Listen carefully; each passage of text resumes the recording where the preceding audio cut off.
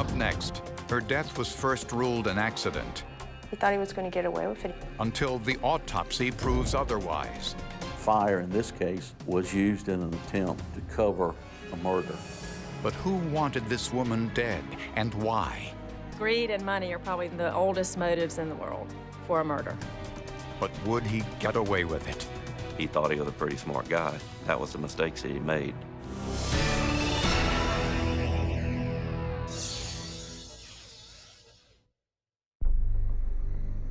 Just after dusk in November of 2000, firefighters in Augusta, Georgia were dispatched to a mobile home fire on the south side of town. They're tinder boxes, and you're just talking about a matter of minutes before the entire mobile home is completely engulfed. It took 10 minutes for firefighters to bring the blaze under control. When they did, they found the homeowner, Edith Ann Haynes, dead in the bathroom. She became overwhelmed by the smoke and the heat and was unable to, escape the fire and died inside. Edith Ann Haynes, known to friends as Ann, was divorced and was on disability from her job at the Kendall Company, makers of surgical dressings. A preliminary investigation indicated the fire started in a spare bedroom used as a storage space. Officially, the cause of the blaze was ruled undetermined, but it was believed to be an electrical fire.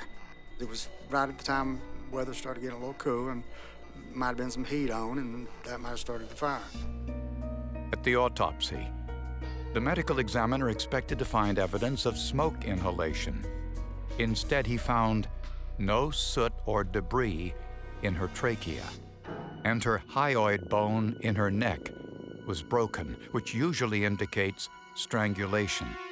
I've never seen a situation where a bone in a person's throat has been crushed by accident unless there's been some traumatic car wreck or some other explanation.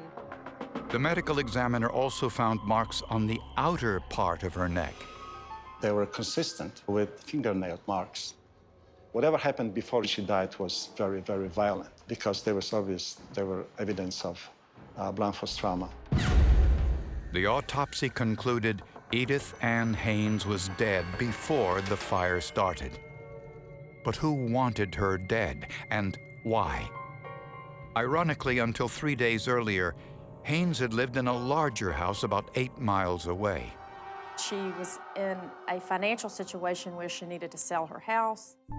Steve Culberson, Haynes' nephew and the administrator of her estate, looked through the rubble to find her financial records.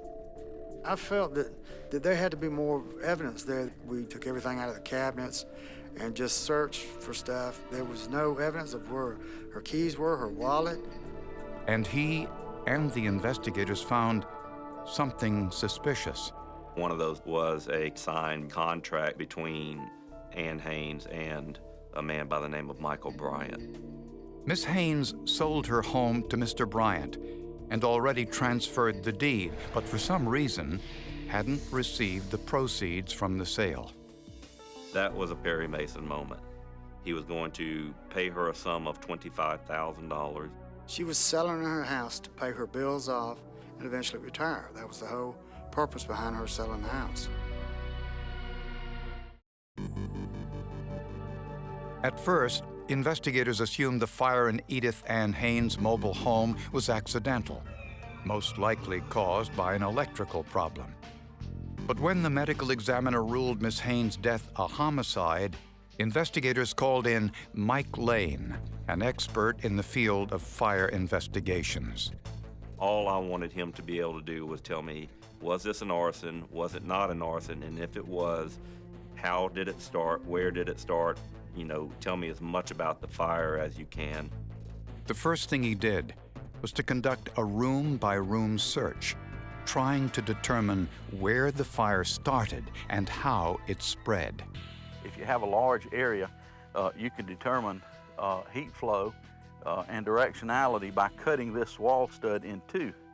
And when you cut it in two, looking down on the top, you can see that the fire came from this direction and flowed around this point. We have much more degradation right here than we do on this side. Lane then drew a diagram of the floor plan and charted the burn patterns using an arrow to point toward the heat source. Examining this pattern, it indicates the direction of fire flow. Starting at the bottom of this pattern where we first see charring, and then at the top of this where we see charring, if we drew a line across there, it gives us a direction from which the fire started. Then he looked for visible signs of an accelerant like gasoline, which makes a fire burn faster and hotter. When I pulled up the threshold, there was a slight odor, and that's why I cut it out and put it in a container. When I smell fuels that I've smelled for 40 years, I get excited because I believe they're there. But I don't allow myself to go to the point where I say it's absolute. Lane put debris from the fire into airtight containers and sent them to the lab. But the larger questions facing investigators were who wanted Edith Ann Haynes dead and why. She didn't have a real big social life. She would occasionally go out with friends, maybe and have a drink or two after work. When it's a murder, it's so off the wall and no real logic behind why it had to happen. Why, you know. The most logical suspect was 31-year-old Michael Bryant, Haynes' co-worker at the Kendall Company. Bryant bought Ann's old home as an investment. So she agreed to sell him this house where she had spent, like 20 years, whatever, her whole adult life. The deal was he would pay the mortgages that was left on it, which wasn't much, and pay her $25,000 cash and help her out a little bit with her new place. When questioned by police, Bryant said he gave Miss Haynes a $25,000 check, and she signed over the deed to the house. But investigators found no evidence that Haynes cashed the check, and no trace of it was found in the rubble. Shockingly, Bryant was unwilling to issue another $25,000 check to Miss Haynes' estate. We did have to sue him to get the $25,000. He wasn't going to pay that until we come up and did that. Bryant denied having anything to do with the arson and murder, and he had a solid alibi. At the time of the fire, Michael Bryant did have an alibi. He was 20 miles away at a grill with his wife. And they'd actually gone to a movie after that. Bryant and his wife had the movie ticket stubs and restaurant receipts to prove it. His wife verified that this was true, and there was no reason that she was not being truthful to us. But something bothered investigators. One of Bryant's co-workers called him that night after the movie to tell him about the fire. The call said there was a fire at Edith's house. Oh my. Oh my, are you serious? And Michael started crying. How did that happen? Well, the thing was that the call didn't say anything about Edith being dead, only that there was a fire. And that told investigators they were on the right track. An autopsy revealed that Edith Ann Haynes was beaten and strangled to death before the fire started in her mobile home. To find out whether an accelerant was used to start the fire, samples were collected and sent to the laboratory. There, forensic scientist Laurel Mason took the contents of the airtight containers and prepared them for testing. What I need to do is get the ignitable liquid that was used to accelerate the fire into a gas form. And I do that by heating the sample up. That gas is then collected or absorbed onto the charcoal strip. A gas chromatograph mass spectrometer analyzed the samples and compared them to a database of over 750 known reference samples. It is like a doctor looking at an EKG. I have to be able to visually recognize what it is that I'm looking at. The sample that was removed from the threshold was positive for gasoline. Now, investigators wanted to know who was the last person inside Ann's home on the day of the fire. Interestingly, Neighbors saw Michael Bryant's truck at Ann's home around 3 p.m., but the truck was gone by 5 p.m. The fire didn't start until 2 hours later. Michael Bryant and his wife were in the restaurant where he went, and the movie theater was in Evans, which is a suburb above Augusta, another good 15, 20 minutes to get there. So he was, at least a half hour or more away from her when the fire occurred. Arson investigator Mike Lane knew from experience that there was a way that Bryant could have killed Miss Haynes, started the fire, and still have been at the movie 2 hours later.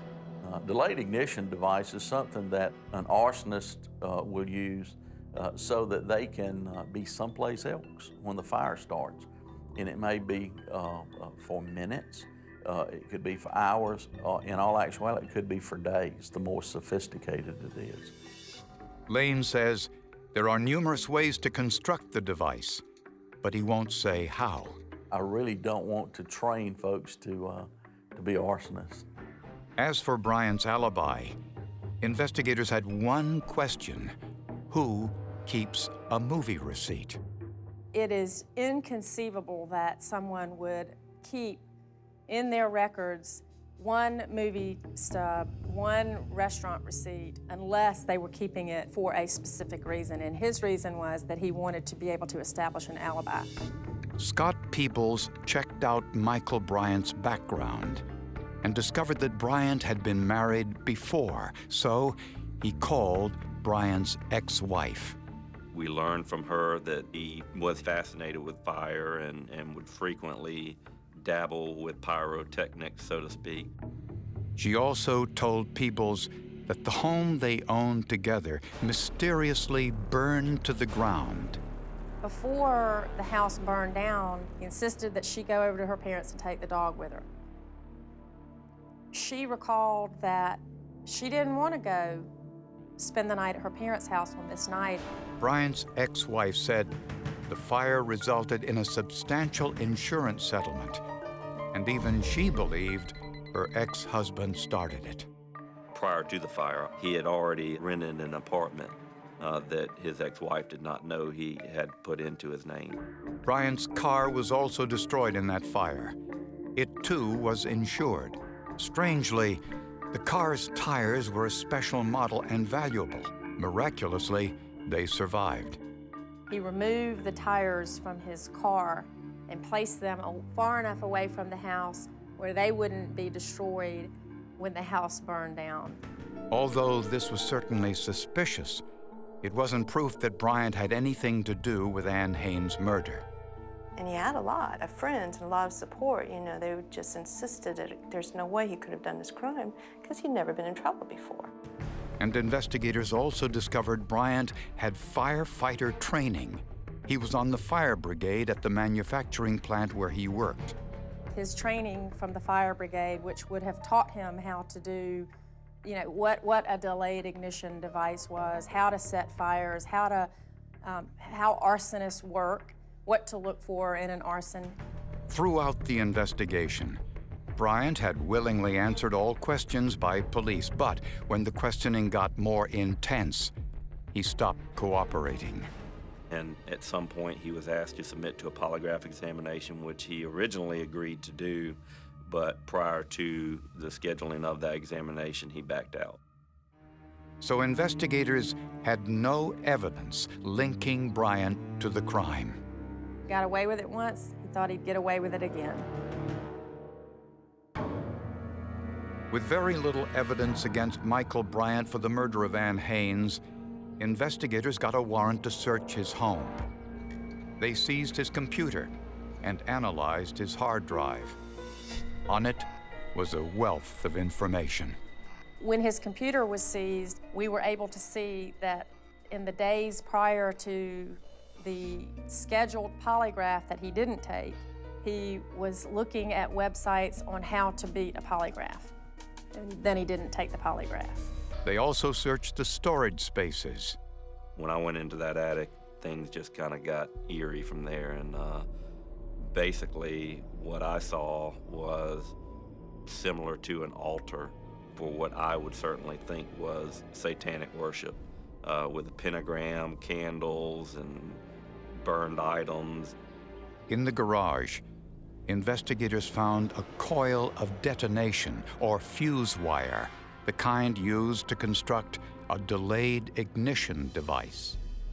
Most people probably don't have detonation cord laying around their house, but Michael Bryant did. A search of Bryant's financial record showed he was deeply in debt.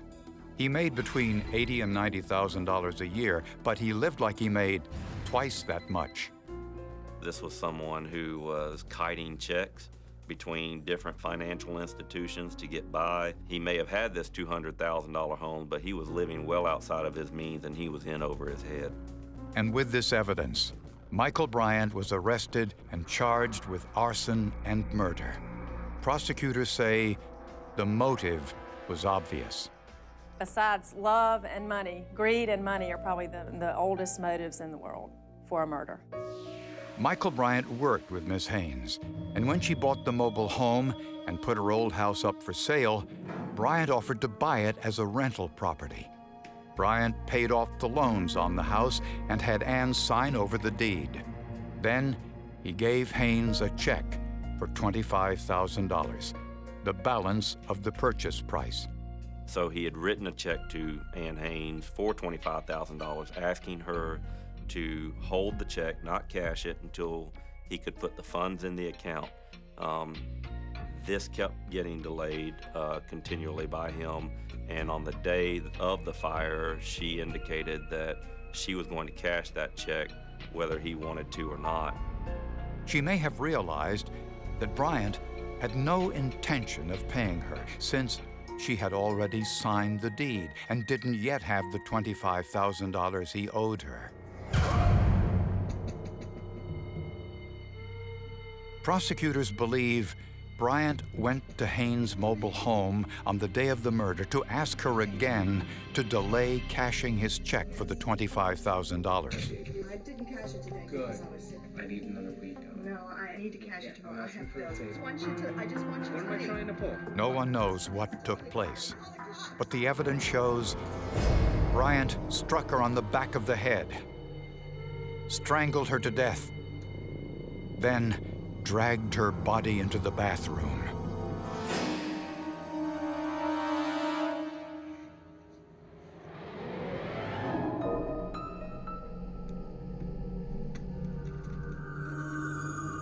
He took the incriminating evidence, his $25,000 check. The evidence shows he poured gasoline on Haynes' body, down the hallway, into the living room, and to the front door. But he couldn't set the house on fire in broad daylight with his truck outside. He needed time to establish an alibi. He used fuse wire and other household items to construct some type of delayed ignition device. Then he left the scene. The evidence shows that Bryant picked up his wife and they drove to a restaurant 20 miles away for dinner. They left at 6:41, then went to a 7 o'clock movie. Around 7:30, the device Bryant set in Ann Haynes' home started the fire, while he and his wife were in the movie theater surrounded by witnesses.